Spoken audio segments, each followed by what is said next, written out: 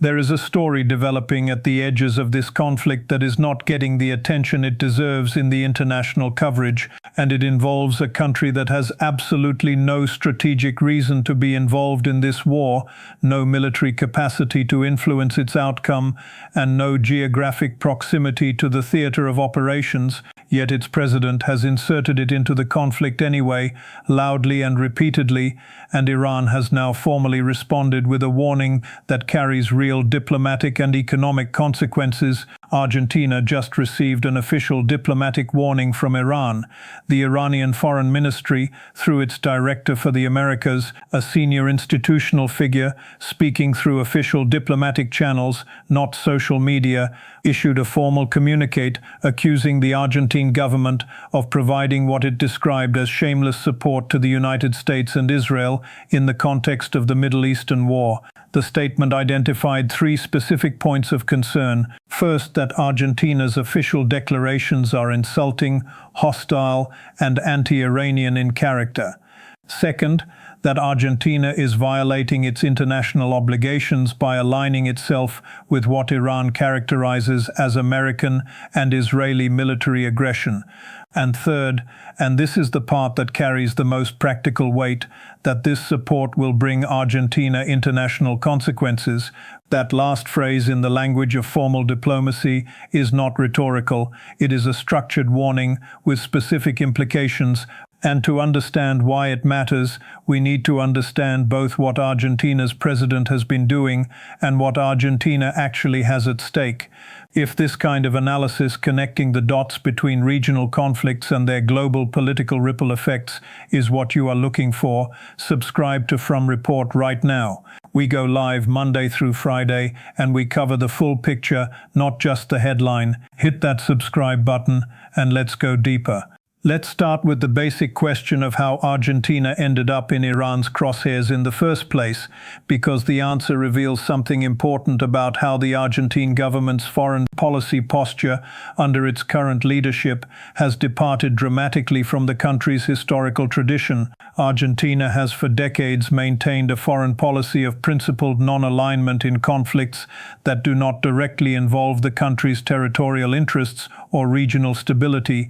Through multiple governments spanning the ideological spectrum from center-left to center-right, Argentina consistently avoided taking sides in Middle Eastern military conflicts. It maintained open diplomatic channels even with countries it had serious disputes with. It abstained or voted cautiously in UN votes on contentious military matters. The Argentine foreign policy tradition was built around the idea that a country of Argentina's size, geographic position, and economic priorities has more to gain from neutrality and dialogue than from alignment with any particular military bloc.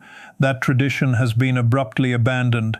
The current Argentine government has publicly declared Iran an enemy of Argentina. Its president has designated the Islamic Revolutionary Guard Corps as a terrorist organization, a step that only the United States and Israel have taken among countries with any standing in the broader international community, and one that carries concrete legal and diplomatic consequences. Argentina voted against a UN General Assembly resolution calling for a ceasefire in Gaza, a vote that placed it in a tiny minority alongside the United States and Israel against the overwhelming majority of the international community. And the president has made repeated public statements of enthusiastic alignment with the US-Israeli military campaign against Iran, going so far as to describe himself publicly as the most Zionist president in the world. None of this was requested. Washington did not call Buenos Aires and ask for its support. The United States reached out to South Korea, engaged China, held conversations with Russia, the actual military powers whose positions materially affect the conflict's outcome. Argentina was not on that list. The alignment is entirely self-initiated, driven by ideological affinity rather than strategic calculation or national interest. To understand the full context of what is happening, it is worth acknowledging that Argentina's relationship with Iran carries a history that is absent from most of the international coverage. In 1992, the Israeli embassy in Buenos Aires was bombed. In 1994, a Jewish community center, the MIA building, was attacked, killing 85 people. Both attacks remain among the worst terrorist incidents in Argentine history. Argentine prosecutors and international investigators identified suspects with connections to Iranian state actors. The cases have remained a source of profound historical grievance in Argentina's Jewish community and in the country's broader political consciousness. Successive Argentine governments pursued the cases through Interpol, through bilateral negotiations, and through a controversial memorandum of understanding with Iran that was later declared unconstitutional by Argentine courts. This history means that the current government's confrontational posture toward Iran is not purely ideological novelty, it draws on genuine historical wounds, and it means that the domestic political constituency for a hardline stance toward Iran exists and is real. But acknowledging that history does not change the strategic calculus, the question is not whether Argentina has grievances with Iran. The question is whether inserting those grievances into an active military conflict in which Argentina has no military role and no direct strategic interest in a way that generates a formal diplomatic warning from a country currently at war. Whether that serves Argentine interests, and the answer, when examined honestly, is clearly no. The Iranian Foreign Ministry's communique did not emerge in a vacuum. It was issued in response to a pattern of Argentine government behavior that Tehran has been watching with increasing irritation, and the Iranian diplomat who delivered it made a point that goes beyond the bilateral dispute, one that is worth examining on its own terms because it connects to a broader political dynamic that is not unique to Argentina. The Iranian official stated explicitly that the Argentine president's eagerness to insert his country into a conflict that the entire rest of the world is trying to stay out of appears designed to divert domestic public attention away from economic failures and corruption scandals in his immediate circle. The reference to corruption scandals points toward widely reported allegations involving the president's sister and connections to the pharmaceutical industry, allegations involving the diversion of significant public funds that have been circulating in Argentine media and have not been successfully addressed or resolved by the government. This is a classic pattern in international political science that has been documented across dozens of governments in dozens of countries over decades. When domestic legitimacy is under pressure, when the economic promises that brought a government to power are not materializing, when scandal is accumulating, when the gap between the rhetoric and the reality is becoming difficult to manage, the temptation to generate a foreign policy narrative that shifts public attention is enormous. An enemy abroad is politically useful. A conflict that can be framed as a defense of national values against external threats serves multiple messaging functions simultaneously. It positions the government as a defender of civilization. It creates a context in which domestic critics can be characterized as insufficiently patriotic, and it generates a news cycle that competes with the stories the government would prefer not to be discussing. Argentina currently has inflation that remains among the highest in the world, poverty rates exceeding 50%, an IMF agreement that functions as a permanent structural constraint on economic policy, and a government that came to power promising an economic transformation that has not delivered the results that were promised. The foreign policy confrontation with Iran in this context serves a domestic narrative function that has nothing to do with Argentine national security. Now let's talk about what Argentina actually has at stake, because the consequences of this diplomatic confrontation are not abstract, and they fall on a country that is already in severe economic difficulty and cannot afford additional pressure on its trade and financial relationships. Argentina is a major agricultural exporter. Soybeans, beef, wheat, corn. These are the commodities on which significant portions of Argentine export revenue depend. Iran has historically been an important market for Argentine agricultural products. That market is now at risk, not because Iran will necessarily impose formal trade sanctions immediately, but because in a world where commercial relationships are being restructured along geopolitical lines, where countries are choosing partners based on alignment rather than purely on price, having formally designated Iran as an enemy and labeled its security forces as terrorists, puts Argentine exporters at a structural disadvantage. Beyond the direct trade relationship with Iran, there is the broader question of Argentina's relationships with Iran's allies. Iran is a BRICS member, China and Russia countries that are critical economic partners for Argentina, providing investment, trade, and in China's case, massive agricultural purchases, are aligned with Iran in this conflict. They are not going to impose sanctions on Argentina over its foreign policy statements, but they are going to take note. And in the context of future negotiations over investment, trade agreements and financial arrangements, Argentina's demonstrated willingness to align itself completely with Washington and Tel Aviv, while the rest of the world maintains studied neutrality, is a factor that will be present in every room where those negotiations happen.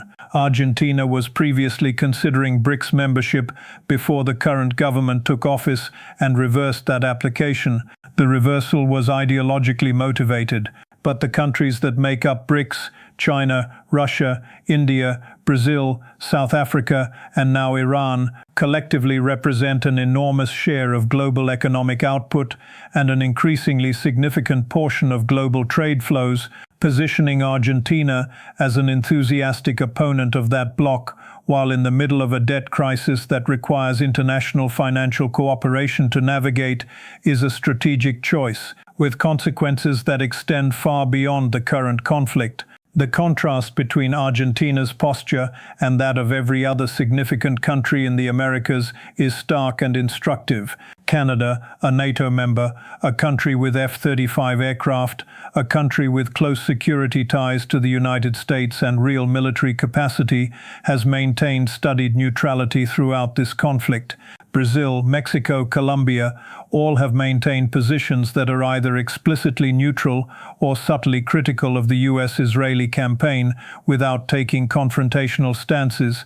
Even the European countries that host American military bases and have defense relationships with Washington that dwarf anything Argentina has are working to limit their exposure. Spain explicitly asked the United States not to use its bases for operations related to the conflict. NATO pulled its military advisors from the Middle East theater. Italy and France negotiated separate arrangements with Iran to ensure their commercial shipping could continue moving through the Strait of Hormuz without interference. The pattern across virtually every country in the world, regardless of their general political orientation or their relationship with the United States, is the same: stay out, minimize exposure, protect commercial interests, keep diplomatic channels open. The universal instinct of governments watching this conflict is to create distance, not to volunteer for the front line. Argentina, under its current leadership, is moving in precisely the opposite direction at a moment when even the United States itself is looking for an exit. Trump has already lifted some sanctions on Iran in what multiple analysts interpret as a signal of willingness to negotiate a face-saving off-ramp. The country whose war Argentina has enthusiastically endorsed is quietly exploring how to end that war without losing too much face, and Argentina is still publicly doubling down on the confrontational stance. There is a particular irony in the Argentine president's claim that his country could serve as an energy supplier to Europe to replace the supplies being disrupted by the Hormuz closure. The Strait of Hormuz handles approximately 20% of the world's daily oil and gas trade. The idea that Argentina's energy production capacity, significant as it is in regional terms, could substitute for the disruption of 20% of global energy flows is not a realistic energy policy proposal. It is a political statement dressed up as an energy strategy, and it is the kind of statement that damages the speaker's credibility with serious interlocutors rather than enhancing it. Europe is managing its energy crisis through a combination of emergency measures, accelerated renewable deployment, and in some cases quiet diplomatic arrangements with Iran itself. The idea of turning to Argentina as the solution to a hormones disruption does not reflect how European energy procurement actually works, and European energy officials know it. Making that claim publicly in the context of a broader pattern of overreach and misrepresentation about Argentina's role in global affairs adds to the impression that the Argentine government's foreign policy is being driven by domestic political performance rather than by genuine strategic analysis. What the Iranian diplomatic warning means in practical terms needs to be understood carefully, because it is neither a declaration of war nor an empty gesture. When a country's foreign ministry formally warns another country that its behavior will carry international consequences and affect its international responsibilities, the specific mechanisms through which those consequences might manifest include the following: multilateral forums where Iran has influence, the UN BRICS platforms, regional organizations where Iranian alignment with other major powers gives Tehran leverage, become environments where Argentine interests can be quietly blocked or complicated. Trade relationships that run through Iranian-aligned networks become less accessible. In any eventual negotiation toward a post-conflict settlement in the Middle East, Argentine interests in energy, agriculture, and financial arrangements with regional powers become potentially subject to Iranian input in ways that would not have been the case if Argentina had maintained neutrality. None of this is immediate, none of it is catastrophic in isolation, but for a country already navigating a severe economic crisis, an IMF debt obligation, and the need for maximum international goodwill to support its economic recovery, adding Iran and its network of allies to the list of adversaries is simply a cost that the country cannot afford and that serves no identifiable Argentine national interest. The broader lesson here extends beyond Argentina, and it is worth naming clearly. This conflict is demonstrating with unusual clarity the limits of ideologically driven foreign policy in a world where the stakes are genuinely high and the consequences of miscalculation are genuinely severe. Countries that are allowing their foreign policy to be driven by personal ideological alignment, by domestic political calculation, or by the desire to perform loyalty to a particular power bloc, rather than by a clear-eyed assessment of national interests and the realistic capacity to pursue them, are going to find themselves in positions that are difficult to walk back from. Argentina, under its current leadership, has broken with a foreign policy tradition that served the country well across decades and multiple governments. It has inserted itself into a conflict where it has no military role, no strategic leverage, and no capacity to influence outcomes. It has done so at the worst possible economic moment, when the country can least afford additional diplomatic complications, and it has done it loudly enough that the party it chose to confront felt compelled to issue a formal warning through official diplomatic channels. The only beneficiary of that sequence of events is the domestic political narrative it was designed to serve. The cost is being paid by the Argentine people in economic relationships strained in diplomatic flexibility, surrendered in the reputation for principled neutrality that took decades to build and can be destroyed in a single news cycle.